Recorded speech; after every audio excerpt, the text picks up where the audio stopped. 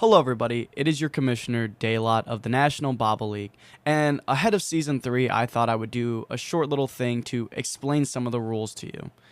The first thing I want to explain is our weighted goals system. Now the way that our weighted goals system works is obviously in Bobble League natively each goal is worth 1 point, but with the NBL we have a custom scoreboard that tracks weighted goals. The 3-point zone is the furthest 4 tiles on the field away from your goal that you're trying to score on. The 2-point zone, the 3 tiles after that, meaning the 3 tiles from the center line back. And the 1-point zone is everything in front of that center line. Obviously, the closest zone, the easiest to score with. Now, something new ahead of Season 3 that we have started to do is plus points per bumper. Originally, last season, every bumper play was worth 2 points. Unless it was a 3-pointer off a bumper, which then it was obviously overruled as a 3. But this season, every time the ball hits a bumper and goes in, it is plus 1 point. So if you hit all 4 bumpers, that's plus 4 points to whatever zone you scored in, which can obviously result in some huge plays. And another one of our custom weighted goals is every time you get a goal off kickoff, that is 2 points. So if you get a kickoff goal, regardless if you're on defense or offense, it's plus 2 points to your score. The next thing I want to talk about is our game format. We do 2 half game format. So pretty much the first thing I want to explain is each half has a goal cap of 5 goals. The goal cap is obviously the max goals that one team can score in one half, which is native in Bobble League, obviously. So after a team scores 5 goals, the half automatically ends. Now, the other way that a half can end is we have a 10-minute timer going with our custom scoreboard. Now, this timer stops before kickoffs and obviously when there's replays after goals because that would be unfair to waste time like that. This custom scoreboard with the timer will be screen shared on Discord during the game so you can see how much time you have left of each half. So at the end of the 10-minute timer, the half is also over, which means a team can end the half by running out of time and using all 10 minutes of the half, and if no team reaches the 5 goal cap, the half just runs out of time.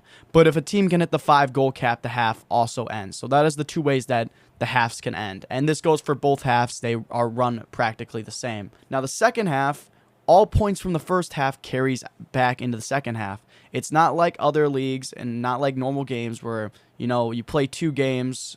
Because obviously you are playing 2 separate games technically in native Bobble League. But the points from the first game carry over to the second game. And that's why we call them halves instead of saying it's a series of some sorts. Next thing I want to explain is overtime. Overtime is very simple to understand. At the end of the second half, if the teams are tied up, we go into overtime. Overtime is sudden death, first goal wins. Pretty simple. There's no time in overtime because we don't want double overtime, triple overtime, all that stupid shit. We don't want that. So there's just a single goal, and once that goal is met, whatever team scores wins. Now, the next thing I want to explain is a little bit more complicated to understand, and it is called turnaround time. Turnaround time is effectively a third period. So at the end of the second half, let's say there's a team who's winning 7 points and there's a team that's losing by 5 points.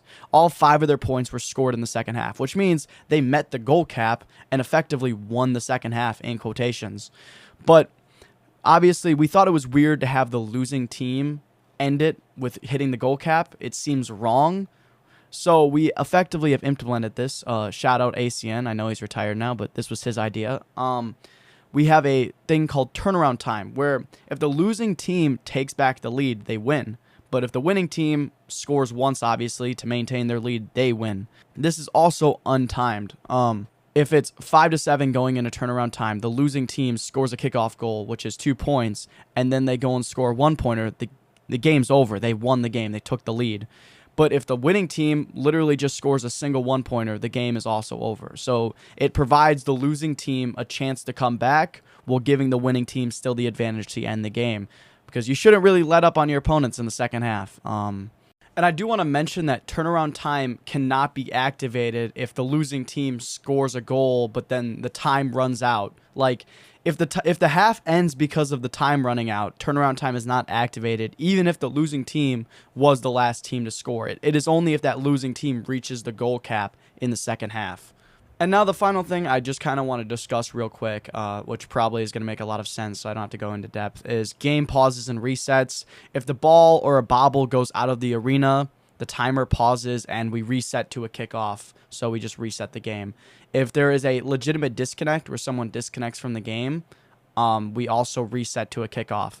But if there's a fake disconnect where it seems a little fishy and like the disconnect wasn't even real, we as the league will go and investigate the disconnect and see how legitimate this disconnect was, and it may result in penalties or game forfeits. So beware, do not do that. That's stupid as shit.